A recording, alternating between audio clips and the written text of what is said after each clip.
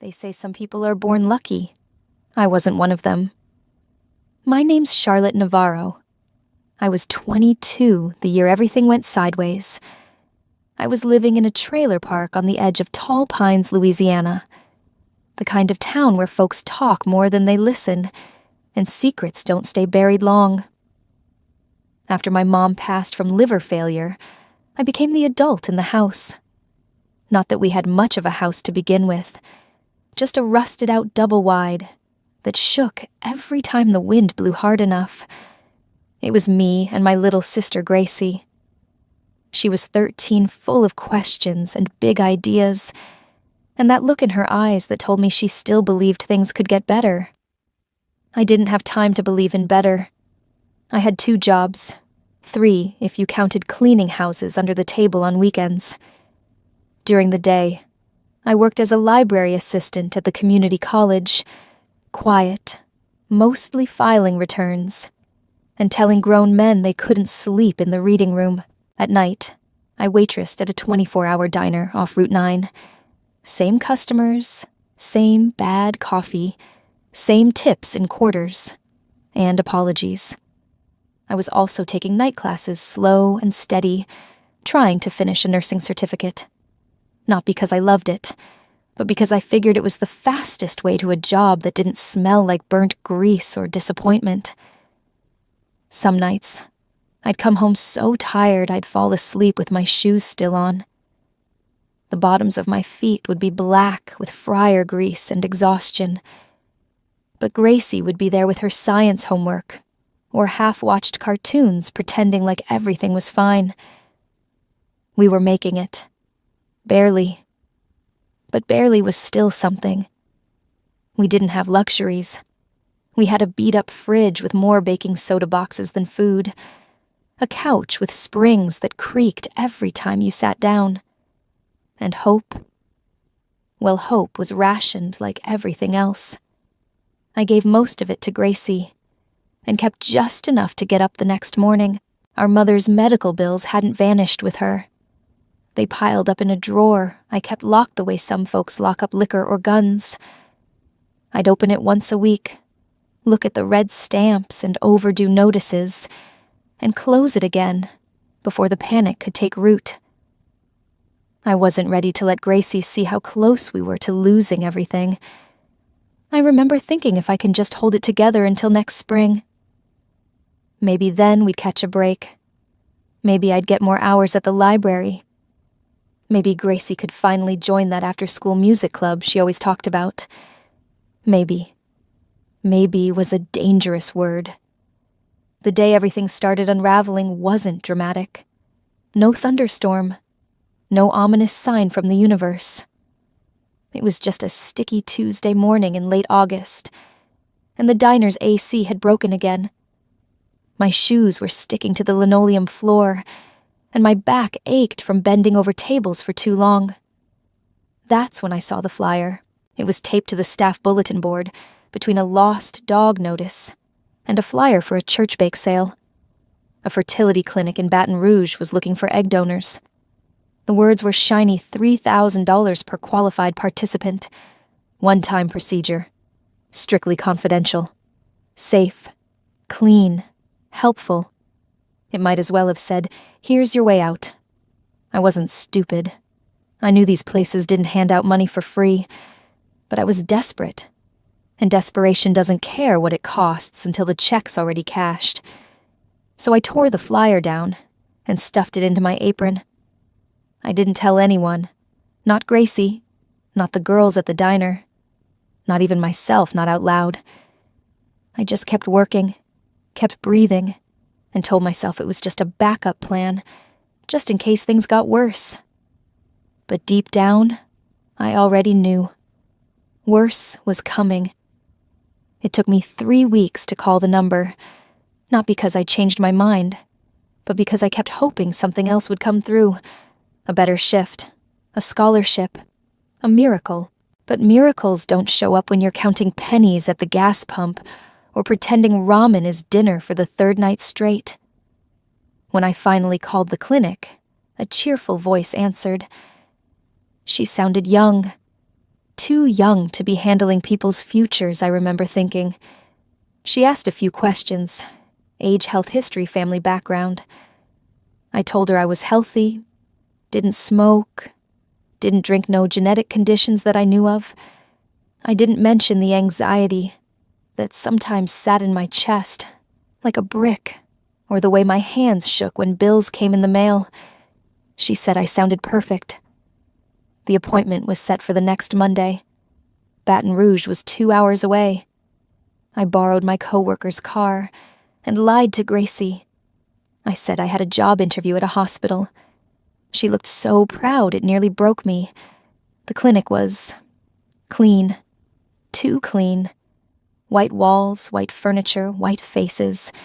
It smelled like lemon cleaner and fake lavender. Like money. There were other girls in the waiting room, one in scrubs, one with designer sneakers.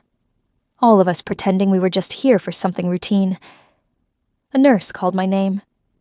I followed her down a quiet hallway, past doors that looked more like hotel rooms than medical spaces. The doctor, Dr. Randall, was polite, but distant. He explained the procedure again this time, in that professional tone people use when they've said the same speech 100 times. Ovarian stimulation, retrieval, light sedation, minimal risk. Then came the paperwork, waivers, consents, a checklist of things I barely had time to read. I signed where they told me, page after page. I didn't ask questions. I didn't want to seem difficult. I needed this to go through. There was a moment right before they wheeled me in when the nurse asked, "Is this your first time?" I nodded. She gave me a look I couldn't read. Maybe sympathy, maybe guilt. Maybe she saw something in me I didn't yet see in myself. They put something in my IV, told me to count backwards. I don't remember falling asleep. I just remember waking up with a dull ache in my side and a warm blanket over my lap. "You did great," the nurse whispered like I'd just finished a marathon instead of handing over a piece of myself to strangers. I didn't cry. I didn't smile either. I just stared at the ceiling until she handed me a sealed envelope. Inside was a cashier's check for $3,000. She told me to rest. Drink fluids avoid lifting anything for a few days. I nodded, thanked her, and walked out like I'd just bought a bus ticket. Nothing more, nothing less. The parking lot smelled like hot pavement and distant rain. I sat in the car for a long time before starting the engine. I wish I could tell you I felt relief, or pride, or even guilt, but all I felt was numb. That night, I paid off the electric bill, bought Gracie a pair of school shoes that actually fit, and put the rest in an envelope under my mattress. I thought it was over. I thought I could go back to my life. My shifts, my textbooks, my sister's laughter in the kitchen as she burned microwave popcorn again. But something had changed. I just didn't know it yet. What I didn't see, what no one told me, was that a label had been swapped inside that clinic. A mistake. Or maybe a decision. All I know is when that syringe went in, it didn't carry what they told me it would. It carried something. Someone. Else. And my body. It didn't question a thing. It simply accepted it. And began. At first, I blamed the diner food. 2 days after the procedure, I started feeling off. Like my body was a second too slow for everything. I chalked it up to stress, or maybe the cheap soda I drank during the night shift. By the end of the week, I could barely finish a sandwich without needing to lie down. My stomach twisted at random smells like bacon grease or wet mop. I stopped eating at work altogether and just sipped Sprite through a straw, like it was medicine. Then the dizziness came. One night, I almost fainted in the walk-in freezer. I told my manager it was just heat exhaustion, even though it was 38 degrees in there. He looked at me like I was lying, but he didn't press. At home, Gracie noticed. She offered me crackers. I told her it was just female stuff. She wrinkled her nose and didn't ask again. That was our unspoken rule. Some topics stayed behind closed doors, but the scariest part wasn't the nausea. It was the silence. My cycle stopped. No spotting, no cramps, just nothing. Still, I didn't panic. Not yet. I convinced myself my body was just recovering from the procedure. Hormones, right temporary imbalance. I even Googled it at 2 a.m. in the dark under the covers, so Gracie wouldn't see the light. Dozens of forums said the same thing: delayed period after egg retrieval is normal. So I waited. 1 week, 2. By the 3rd, I knew something was wrong. And even then, I hesitated. It felt ridiculous. I hadn't had sex, ever, not even close.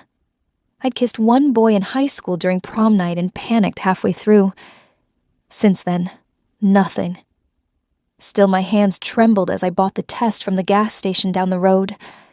I paid in cash. No eye contact. No small talk. Just in and out. Back home, I locked the bathroom door and stared at the little plastic stick like it might bite me. I'd seen women on TV shake with anticipation while waiting. I didn't shake. I sat still, quiet, like I was bracing for a hurricane I could already feel coming. 3 minutes. That's all it took. 2 pink lines. Bold. Unmistakable. I read the instructions again, like maybe I misunderstood. Maybe 2 lines meant not pregnant in some brands. But I knew better. I knew enough science to know what a positive test looked like. And I knew myself. I was a virgin, so how was this possible? My stomach didn't drop.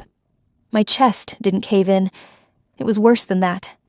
I just went blank.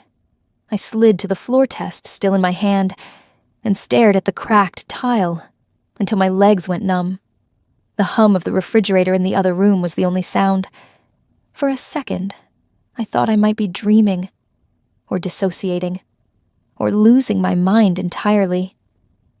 Then Gracie knocked on the door. "You okay in there?" I shoved the test behind the toilet tank. "Yeah?" I croaked. "Just a stomach bug. Be out in a sec." She didn't ask more. Thank God. That night I barely slept. I lay in bed staring at the ceiling, going over everything, every food I ate, every pill I took every time I felt dizzy or nauseous. I replayed the clinic visit over and over like it was a crime scene, and slowly a single terrible thought began to form. What if something went wrong? What if the clinic made a mistake? The next morning I called them, left a voicemail, then another, then 3 more. No one called back. By the end of the week, I drove back to Baton Rouge, walked straight into the lobby, and asked to speak to Dr. Randall. The receptionist smiled too much and said he was unavailable this month due to a family emergency. She wouldn't even let me leave a note. I sat in the parking lot for over an hour, just watching the sliding doors open and close. I didn't know what I was waiting for. Maybe for someone to come out and say, "We're sorry. We'll fix it." But no one did, and the life inside me, it wasn't waiting for answers. It was already growing. A week passed. I stopped leaving messages at the clinic. It was clear they weren't going to call back. I didn't have a lawyer, or the kind of name that made people return voicemails. I was just a broke girl from a trailer park who no one expected to make noise. But I wasn't planning to scream. I planned to look them in the eye. So I went back. Not to complain, not to accuse, just to see. Maybe if I walked those hallways again, I'd remember something I missed. Maybe someone would slip. Maybe a crack would show. The lobby was colder than I remembered. Same fake lavender smell. Same empty smiles. I gave a fake name this time, Vanessa. Told them I was thinking about donating again and had questions about the forms. They let me in. I wandered, slowly, quietly. Near the lab wing I spotted her. A woman in pale blue scrubs, mid-50s. Her ID tag read, C. Callahan, RN. She was pushing a cart of sterile supplies, humming low under her breath. She looked tired, but in a kind way, like someone who spent their whole life cleaning up messes she didn't make. I followed her with my eyes, waited until the hallway was empty. Then I stepped forward. "Excuse me," I said softer than I meant to. She turned startled, gave me a once-over. "You lost, sweetheart." I swallowed. "I was here a few weeks ago. For a procedure. Something's wrong." Her face didn't change. That told me everything. "I've tried calling." I continued. "I've left messages. I just need someone to tell me what happened in that room." She blinked. "You need to speak to administration. They won't see me." Silence. I didn't cry. I didn't beg. I just said, "Please. I think I'm pregnant." That did it. Her shoulders sagged like someone had dropped a weight back onto them. She looked around, then motioned me into a storage room. Cold metal shelves, disinfectant, boxes labeled with numbers and codes. She didn't sit. Neither did I. "I'm not supposed to talk to patients," she said, voice low. "I'm not a patient anymore." She nodded slowly, like she understood more than she let on. Then after a long pause, she reached into her pocket and pulled out a folded sticky note. Handed it to me without looking. On it, 3 words Doyle. Archive 19A. She didn't explain. She just said, "I don't know what you were supposed to get." But that name, it wasn't part of your file. I stared at the paper. The name meant nothing to me. Not yet. "Who is he?" I asked. She hesitated. "Retired military. Donated years ago. Private case. Was never meant to be used except under strict conditions." And now I said, now she finally looked me in the eye. Now someone's going to want this buried deep. I folded the note, slipped it into my coat, and thanked her. Before I left, she said one last thing. "You look like a girl who's been surviving for too long. Whatever you decide, don't let them scare you into thinking it was your fault." No one had said anything kind to me in weeks. I nearly broke right there in the hallway, but I didn't. I walked out of that building holding a single name in my hand. Isaac Doyle. It didn't mean much then, but it would. Soon. The name haunted me for days. Isaac Doyle. It rolled around in my head like a loose bolt. I didn't know what I expected to find. A man with answers. With guilt. With some kind of plan to fix this. All I had was a name and a code. But in a town like mine, sometimes that's enough. I knew a girl at the diner whose cousin worked for the local vet. Turned out she used to date a guy in supply transport at the VA hospital in Alexandria.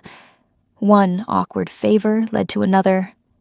And one night, while wiping down the counter, she slid a napkin across the table. Isaac Doyle, retired staff sergeant, lives about an hour out past Clear Rock off Route 27. Folks say he keeps to himself. I stared at the napkin like it was radioactive. I waited 3 more days. Maybe I was scared. Or maybe I was trying to talk myself out of it. What was I going to say anyway? "Hey, I think your DNA accidentally started a life inside me." That's not exactly a porch-friendly conversation. But then Gracie asked if I could buy her new piano sheet music for school, and I realized I didn't have the right to hide from this, not when the consequences were already moving inside me. So I went. It was late October when I drove out to where the pavement turned into gravel. Trees lined both sides of the road, like they were trying to hide the land behind them. I passed a rusty sign that read, "Private property. Keep out." A few minutes later, I found it. A small, weather-worn cabin. Tin roof. Peeling green paint. A truck out front, old but well-maintained. The kind of place built for silence. I parked far enough not to spook anyone. Took a breath. Got out. The air smelled like pine and cold dirt. Birds flinched when I stepped onto the porch. I knocked. Once. Twice. No answer. I knocked again, louder this time. Then I heard the lock click from inside. A shadow moved behind the curtain.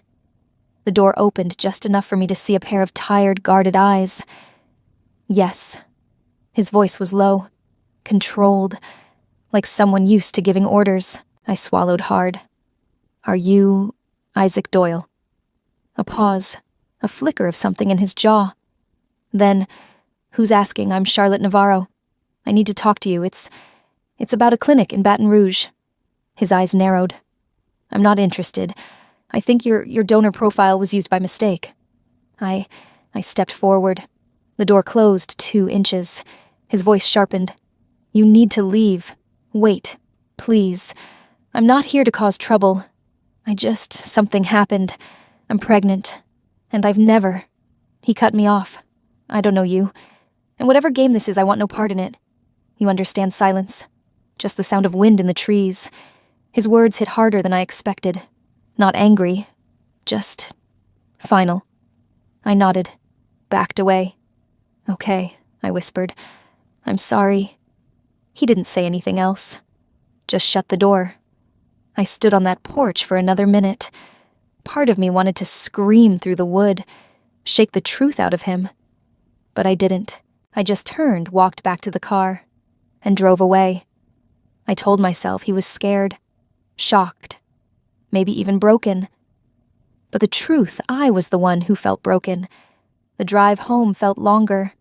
I didn't cry. I thought I might. But sometimes disappointment isn't loud. Sometimes it's just quiet, heavy, like wet clothes on your back you can't take off. Gravel crunched under my tires as I turned back onto the road. I checked my rearview mirror once, then again. The house didn't move. No one stepped out. No second chance came running after me. I pulled over about 10 minutes later, parked beneath a crooked pine tree, and sat there with the engine off hands gripping the steering wheel until they turned red. The wind rattled the passenger mirror. I could feel the baby flutter, just barely, like a whisper from the inside, and something in me shifted. He shut the door. Fine. But that didn't mean I was done. I reached for my backpack, rummaging through loose papers, gum wrappers, and lecture notes, until I found the envelope I'd carried for weeks. Inside the clinic records the donor number and the genetic match printout. I had no idea if he would even look at it. Maybe he'd burn it, toss it in the trash, deny everything until the day he died. But he deserved to know. And maybe, just maybe, a part of him wanted to. So I turned the car around. The sun was dipping now, sliding toward the tree line. By the time I reached his place again, the porch light was on, casting a dim orange glow over the steps. No movement. No sign he knew I was there. I didn't knock this time. Instead, I walked up slowly, breathing through the cold, and knelt near the door. I slid the envelope under the mat, making sure it wouldn't blow away. Then I pulled out a pen and a napkin from my coat pocket, the only paper I had left. I wrote just one line. This isn't a trick. I just thought you deserved the truth too. Charlotte. I didn't sign my last name. He already knew it. I stood there a second longer, listening. Still nothing. Just the wind through the trees and the sound of my heart beating where everything else felt quiet. Then I walked back down the steps. Back in the car. I didn't look behind me this time. No more waiting to see if he'd come after me. No more hoping for a movie ending. This wasn't a story someone else was writing. It was mine. And I was done knocking on doors that didn't open. That night, after Gracie went to bed, I curled up on the floor beside the heater with a blanket around my shoulders. I didn't turn on the TV. Didn't open my laptop. I just sat there in the dark, letting the silence wrap around me. I thought about the way Isaac looked at me like I was a problem he didn't want to solve. And I wondered what had happened to him, to make him that heart that closed off. But I also wondered what might happen if he opened that envelope. I didn't know it yet, but by the end of that week he would, and it would change everything. He showed up 3 days later. I was refilling napkin holders at the diner when I saw the truck. Same one from the cabin. Mud caked on the tires, dent in the passenger door, and a silence in the engine even after it shut off, like the whole thing was holding its breath. He walked in like a man used to scanning rooms, didn't look twice at the menu, the people, or the peeling linoleum. But when his eyes found mine, he stopped. I froze, my fingers still wrapped around a stack of ketchup packets. "Charlotte Navarro," he said. His voice was quieter than last time, still low, still careful, like a man testing the ground before each step. "Yeah," I replied slowly. "Can we talk?" I nodded toward the back booth, the one no one liked because the overhead bulb flickered. He followed without a word. I slid into the vinyl seat across from him, wiped my palms on my apron. He placed the envelope on the table between us. The clinic paperwork. My handwriting still on the napkin. "I read it," he said, "and I still don't know what you want from me." That stung, more than I expected. I leaned back, crossed my arms. "I don't want anything from you. I just needed you to know." He studied me for a second. Not cruelly, just like I was math he didn't know how to solve. "I didn't authorize use of my sample," he said.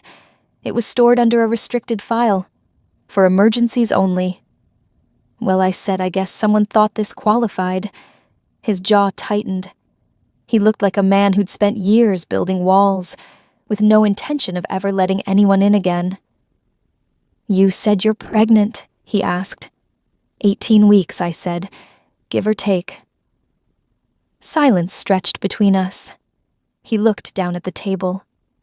I served 3 tours. Came back with pieces missing, left what I had in a freezer, because I didn't think I'd ever trust myself to be someone's father. "You're not," I said flatly. "I didn't ask for that. I didn't ask for any of this." He blinked. For the first time I saw something flicker regret, maybe, or fear. "So why tell me?" "Because I thought you deserved to know that something real came from you, whether you wanted it or not." He looked at me then, not just at me, but into me, like he was searching for a reason not to stand up and walk out again. "I don't know how to be part of this," he said. "I'm not asking you to be." We sat there a moment longer. Neither one of us moved. A waitress passed by and dropped off 2 glasses of water, eyeing him like he didn't belong in a place that sold coffee by the pot and pie by the slice. He didn't touch the glass.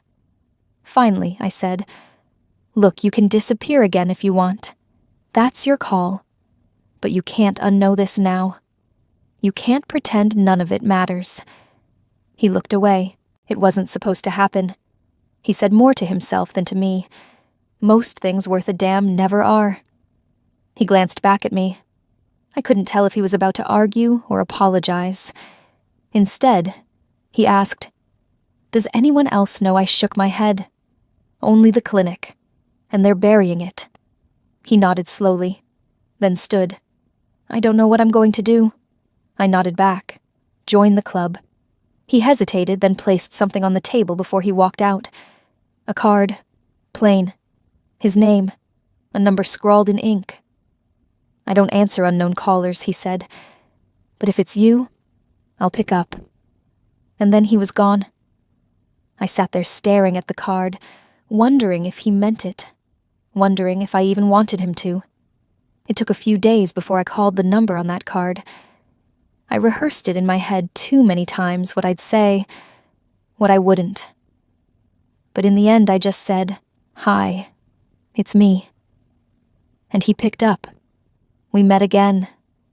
Not at the diner this time. Somewhere quieter, a park on the edge of town, where the trees still had most of their leaves, and the benches didn't squeak. He brought coffee in 2 paper cups. Didn't ask how I liked it. Just handed me one and sat beside me on the bench like we'd done it 100 times. I think he expected silence. But that wasn't what he got. I didn't grow up with much, I started. Mom was a waitress. Dad split before I could spell my own name. It was just me and her most of the time. Then Gracie came along. Different father. Same story. Isaac didn't look at me. But he didn't stop me either. Mom got sick 3 years ago, I went on. Liver failure. She tried to keep working through it. God knows she did. But by the end, it was me wiping her mouth and reading hospital bills like they were death threats. He still said nothing. She passed in April, I said, in a room that smelled like bleach and lemon pudding.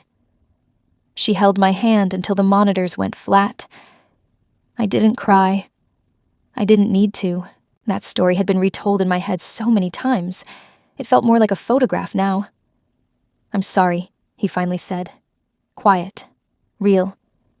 I nodded. Me too. He took a sip of coffee, then stared out at the trees like they owed him something.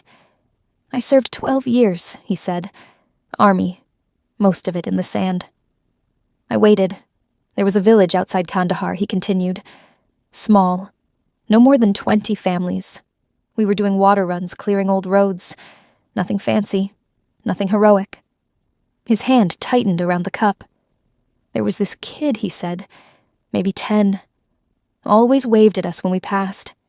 Big grin, cracked lips, missing teeth. He'd give us flowers, these little yellow weeds, and say, "For luck, soldier." Every time. I didn't breathe. One day we came back, and the village was gone. He said, voice flat. Flattened. Burned. No warning. No reason. He paused. I never found the boy. Just his flowers. The silence that followed wasn't empty. It was full of everything neither of us could put into words. I kept a few, he said, pressed them in a book. Haven't opened it in years. I looked at him, then really looked. His shoulders weren't just broad. They carried names, ghosts, and things I'd never understand. I don't want pity, he added. You won't get it from me, I replied. He smirked. Just slightly. Good. We sat there until the wind picked up, shaking loose a few leaves. I'm not built for this, he said suddenly. This thing between us. I don't know how to be around people anymore. Then don't be around people, I said. Just be around me. He turned toward me, surprised by my steadiness. I'm not asking you to fix anything, I said. I don't want to carry this alone. He nodded once. No promises. Just a kind of acknowledgement. I stood up to leave cup still warm in my hand. You didn't have to come that day, I said. To the diner. I know, he said. So why did you... He looked at me, because for the first time in years, he said I didn't want to disappear. I didn't answer. I just walked away. But my heart... It stayed on that bench a little longer. The first headline didn't even have my name. It just said, Clinic mistakenly impregnates local woman with soldier's DNA. At first I thought it was fake. Some trash blog, maybe. But the photo wasn't. It was me, blurry, mid-step, carrying groceries into my trailer. They'd zoomed in just enough to catch my face, and just far enough to make me look guilty. Like someone caught doing something she couldn't explain. Within a day, it was everywhere. Talk radio, Reddit threads, morning TV with anchors making light of things they didn't understand. Virgin birth in Louisiana. One of them laughed. Is this a lawsuit or a Lifetime movie? They didn't say my name until day 3. But when they did, it stuck. Charlotte Navarro from eggs to embryos. A bioethical nightmare. The girl who got pregnant without having sex. Or a clue. I stopped going to the diner. The manager called once to say I was a distraction. Said customers were uncomfortable. Said he had to think of the business. I didn't blame him. Not really. It was a place for refills and gossip, not lawsuits and scandal. Gracie got pulled from a school concert because parents complained, said she was a disruption. She didn't cry, just sat in her room with her headphones on and drew shapes in the fog of the window. Even my landlord started acting different. Knocked twice in 1 week just to check the pipes. His eyes lingered longer. His tone changed. I started keeping a chair under the doorknob at night, just in case. The worst part wasn't the media. It was the way people looked at me like I owed them something. An explanation. A confession. A reason why they were allowed to gawk. I'd go to the pharmacy and feel eyes crawl across my belly like ants. I'd hear whispers in line at the gas station. That's the one. She says she's never had sex. Please. Probably did it for the money. I thought the loneliness before had been bad. But this was different. This was exile in plain sight. Even the clinic stayed quiet. No statements. No phone calls. Just silence. Clean, cold, legal silence. And Isaac, he went silent too. After that day in the park, I didn't hear from him. No calls. No messages. I told myself he was processing. That maybe this kind of exposure was the last thing a man like him wanted. But deep down, I started wondering if maybe he regretted showing up at all. Maybe I was on my own. Again. One night, I walked to the edge of the trailer park, where the woods met the creek. I stood there a long time, just listening to frogs and the occasional rush of a truck on the highway. I remember thinking how easy it would be to disappear, not in some dramatic way. Just slowly, quietly. Let the noise pass and become someone else. But then I felt it again, soft, rhythmic from the inside. The baby, still growing, still choosing me. And I realized something brutal and beautiful all at once. I wasn't the story they were telling. I was something no headline could explain. Something real. So I went home, locked the door, made tea, and waited for the world to calm down or burn, whichever came first. I found out about the press conference the same way everyone else did, through a news alert on my phone. I was sitting on the couch with Gracie flipping channels and trying to pretend the world wasn't chewing me up in syndication when the banner ran across the bottom of the screen. Retired Army Sergeant to address Baton Rouge clinic scandal. Live in 10 minutes. And below that, Isaac Doyle. My heart jumped in a way I hated. I told myself it meant nothing. Maybe he was there to protect himself, distance his name from mine. Maybe he'd throw me under the bus like everyone else already had. But still. I watched. The feed cut to a small, makeshift podium set up outside a Veterans Center.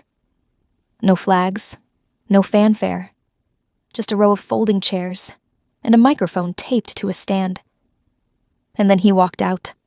No suit, no press handler, just jeans boots, and that quiet authority in his posture that said I didn't come here to explain. I came here to tell you what is.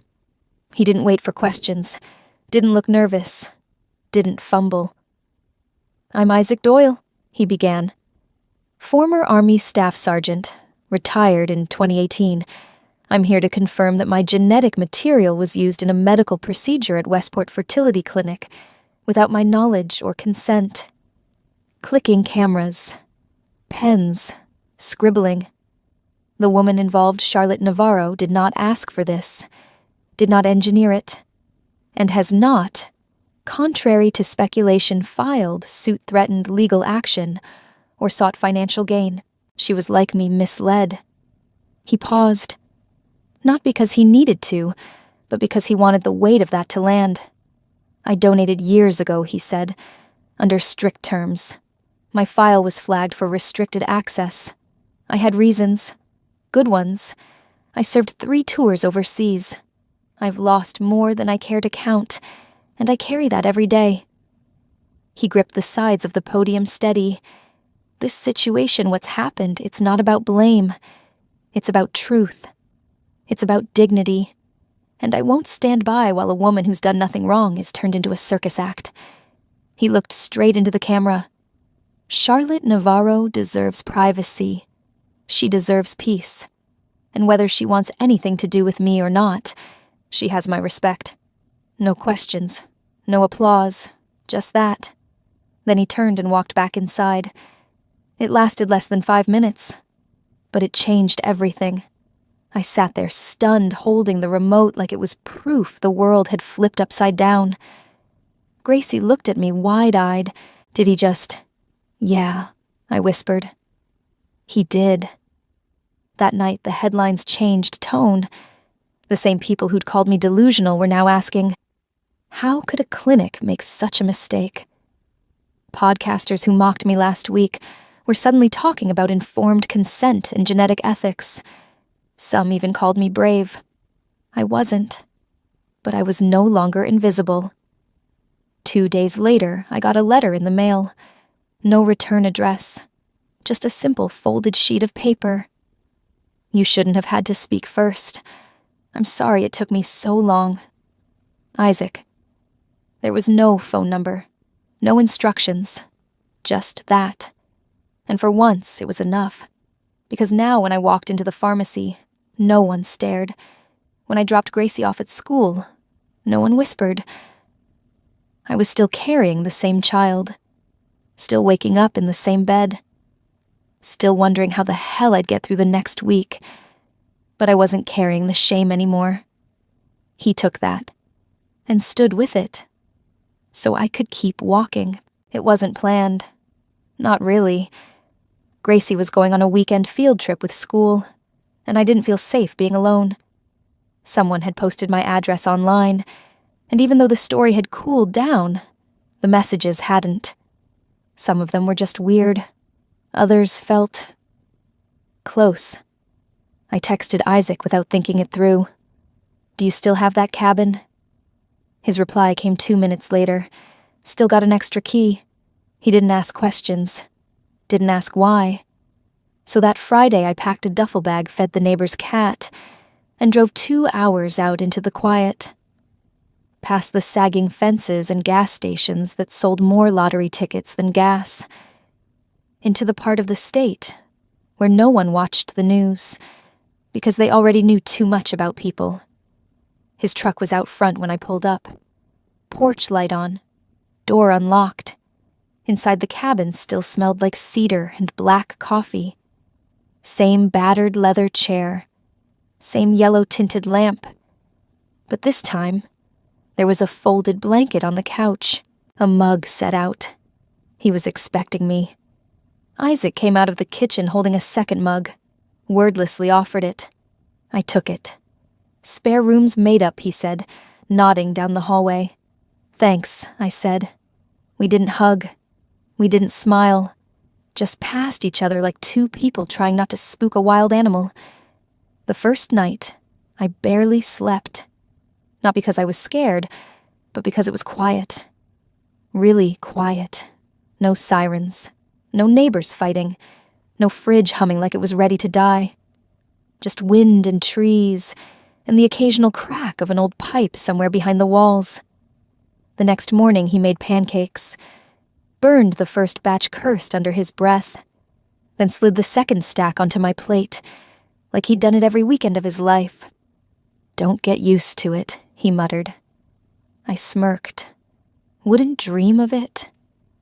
We ate in silence, but it wasn't sharp anymore. Just space. After breakfast, I helped him split firewood. He didn't offer. I just grabbed a smaller axe and started copying his rhythm. Chop, breathe. Chop, shift. We didn't say much, but there was something oddly comforting about working beside him. Like we were building something together, even if it was just a woodpile. By the third day, we found a kind of pattern. He rose early, went running in the woods behind the cabin, came back sweaty, quiet, focused.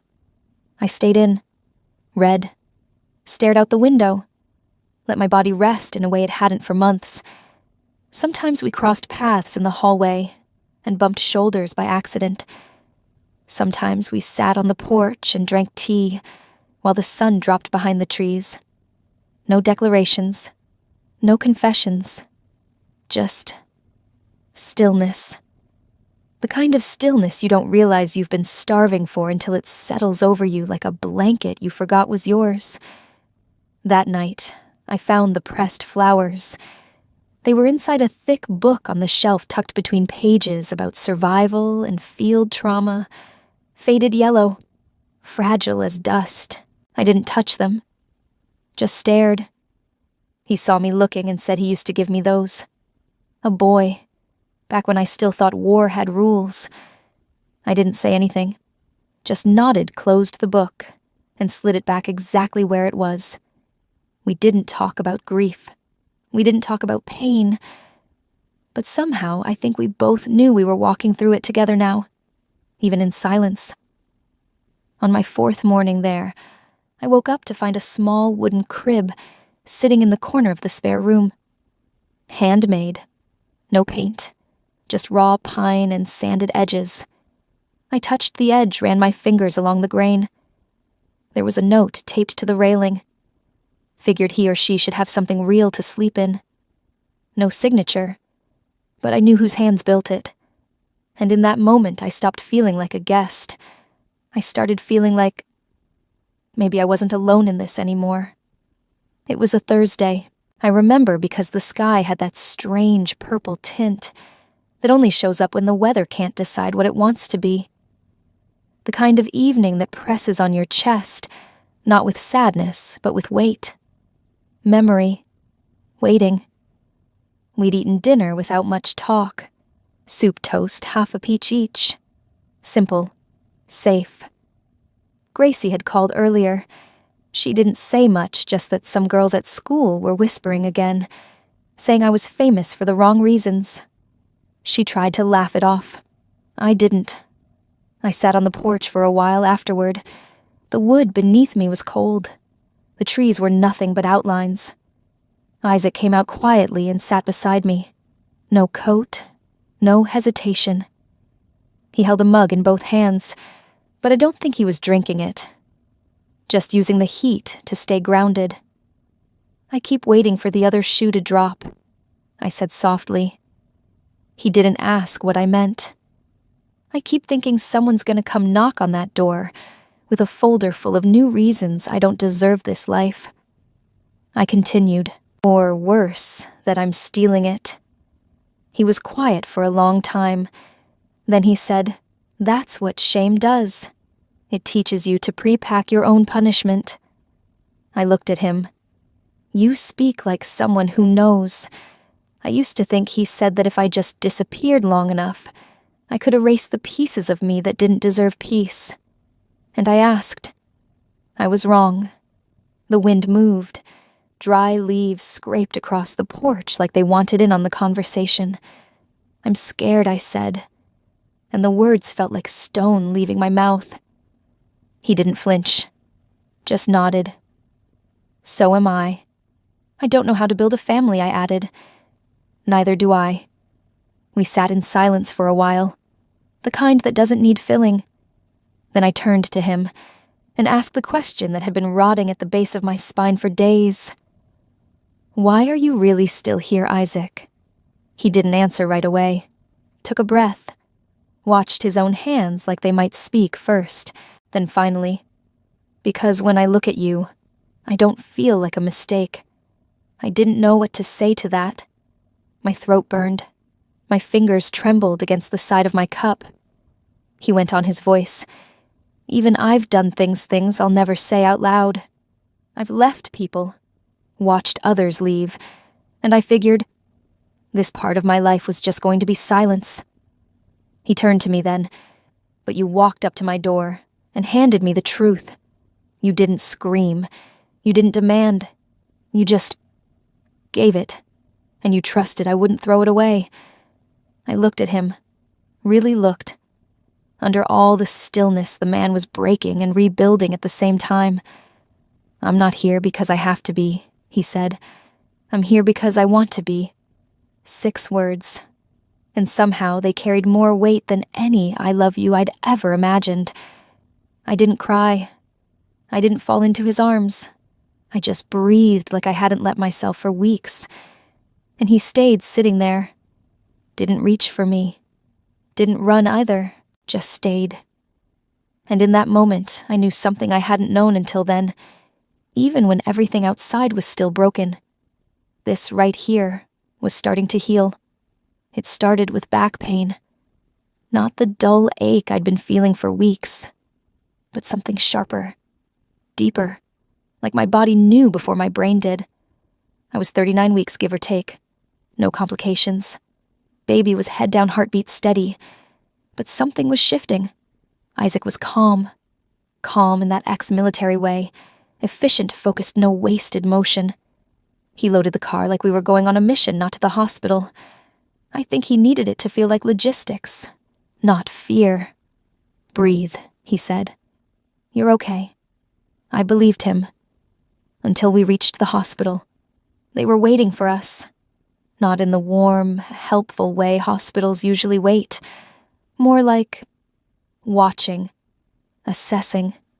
Someone must have tipped them off, maybe a nurse, maybe a receptionist. The scandal had cooled in the press, but online it never really died. We got as far as triage before a nurse asked for my full name. I gave it. Her face changed. "I'll need to check with Dr. Lenhart," she said. Minutes passed. Then someone else came. Not Lenhart. A woman in scrubs with a clipboard and a tight mouth. "Ms. Navarro. I'm sorry," she said, "but due to unresolved legal complications connected to your medical history, we're unable to proceed with your delivery here."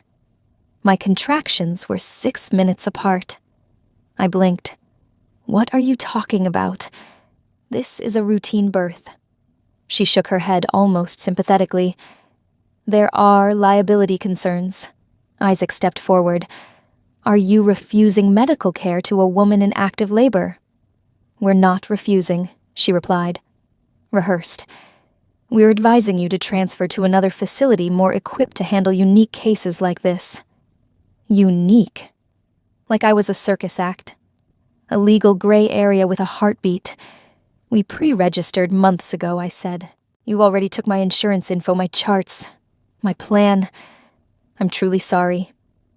But she wasn't. Not really. She was scared. Of headlines. Of lawyers. Of being the next link in a long chain of mistakes. Isaac's voice dropped an octave. "Where's the nearest hospital that'll take her? St. Monica's. 17 miles east. Smaller.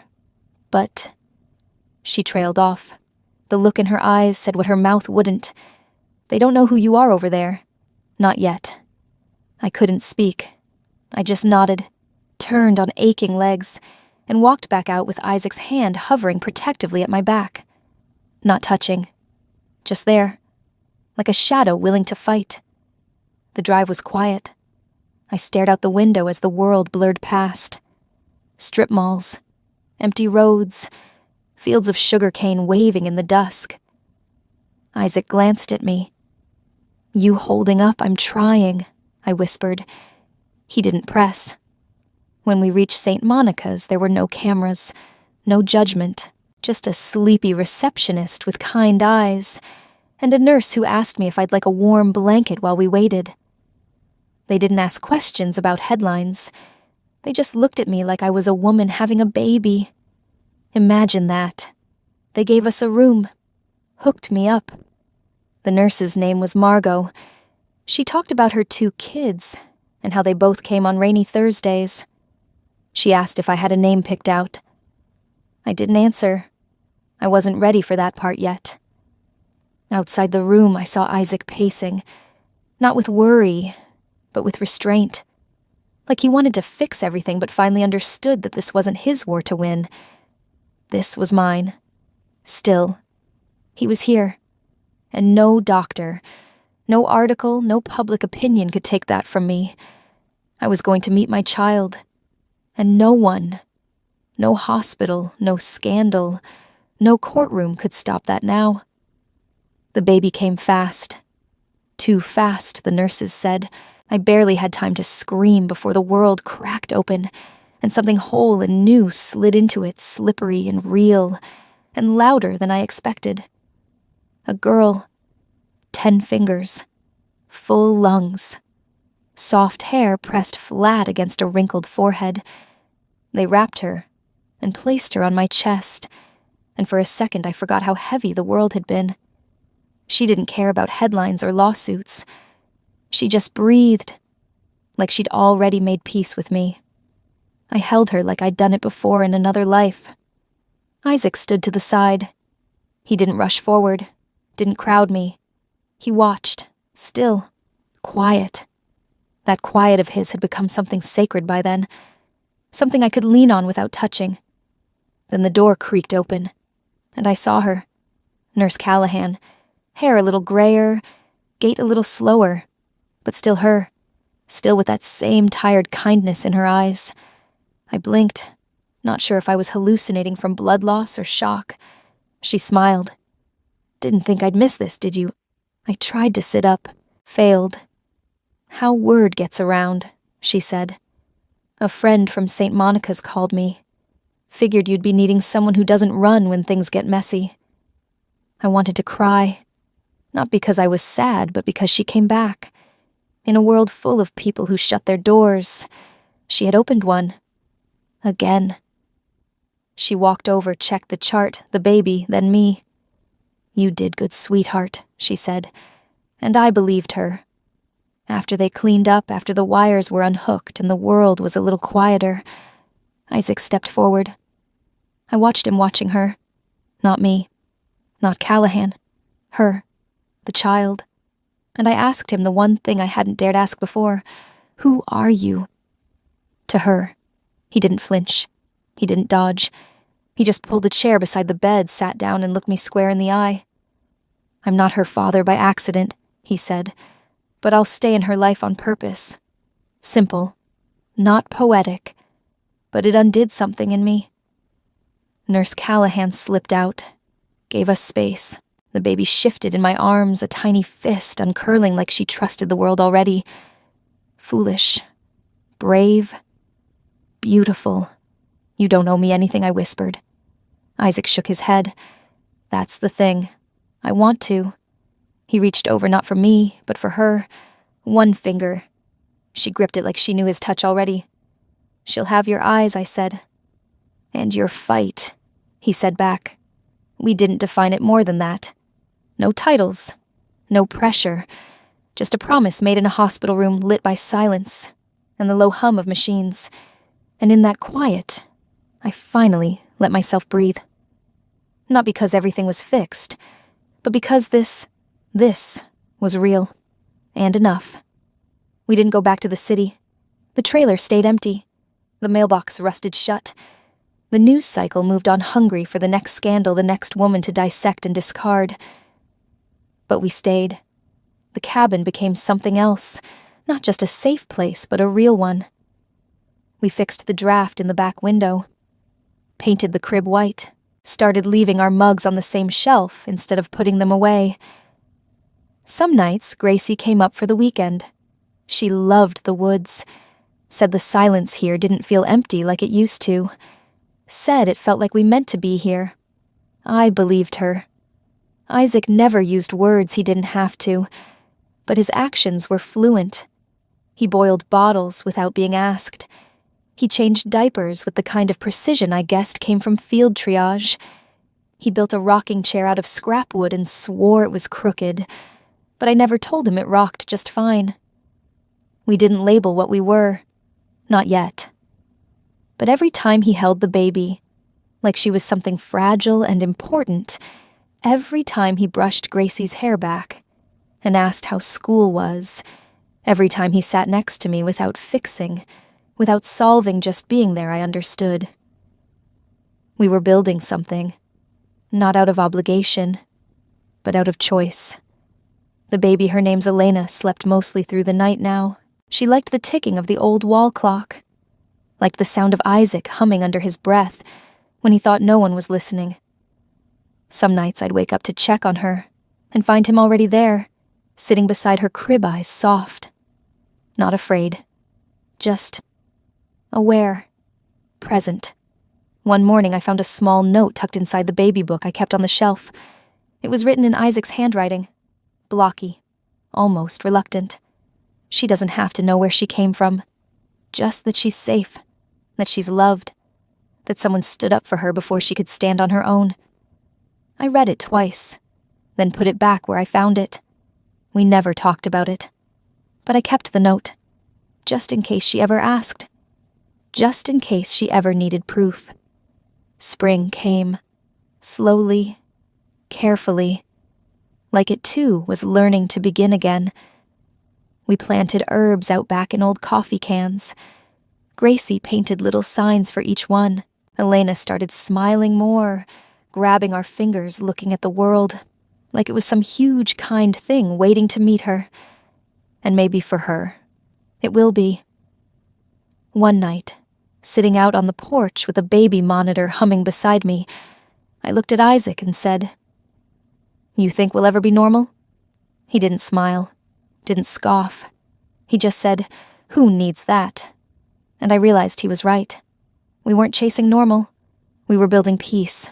Messy, quiet, earned. It was quiet that morning. The kind of quiet where even the birds don't bother breaking it, like the world agreed to let you wake up slow with no expectations. I was standing by the kitchen window, Elena in one arm, her head tucked under my chin. The sun had just come up over the pines. Isaac was outside, sleeves rolled up, fiddling with the soil near the fence line. I didn't ask what he was doing. He always found peace with his hands in the dirt. A few minutes later, he came in, dust on his boots, something behind his back. "What's that?" I asked. He shrugged like it wasn't much, but his eyes said otherwise. He handed me a small wooden box, about the size of a book, light with a sliding lid and a faint scent of cedar. There was a strip of paper wrapped around it, handwritten in block letters, Carnegie Leucantha. I raised an eyebrow. He half smiled. White cactus. Desert bloom. Grows where almost nothing else can. I slid the lid open. Inside were maybe a dozen small seeds. Pale. Unremarkable. The kind of thing you could throw away without a second thought if you didn't know what it held. They only bloom once every few years, he said. But when they do, it's wild. They don't ask for much. Just time, and space, and a little stubbornness. I stared at the seeds. They didn't look like hope, but somehow they felt like it. "Why this?" I asked softly. "Because you remind me of them." I looked up. He wasn't trying to charm me. He was just telling the truth the only way he knew how. He stepped closer, brushing a thumb lightly over Elena's tiny hand. "You made something grow where no one thought it could," he said. "You lived through dry seasons. Most people wouldn't survive. And you didn't just survive, Charlotte, you created." I swallowed hard. "This isn't a gift," he added. "It's a mirror." I held the box tighter, like it might disappear if I blinked. We didn't kiss. We didn't embrace. But something passed between us in that moment. Quieter than love, maybe deeper. A recognition. A choosing. Later that day, I planted 3 of the seeds in a cracked coffee mug by the window. No ceremony, no music playing, just dirt, sun, and patience. Gracie came by after school and asked what they were. I told her they're cactus flowers, the kind that grow in places people forget to look. She nodded. "Sounds like us." I smiled. Isaac didn't say much the rest of the evening. He helped make dinner, tucked Elena into her cradle, then sat on the porch, watching the stars rise like old promises. Before I went to bed, I joined him. "You think they'll grow?" I asked, nodding toward the seeds. He took a slow breath. "They already are." And somehow, I knew he didn't just mean the plants.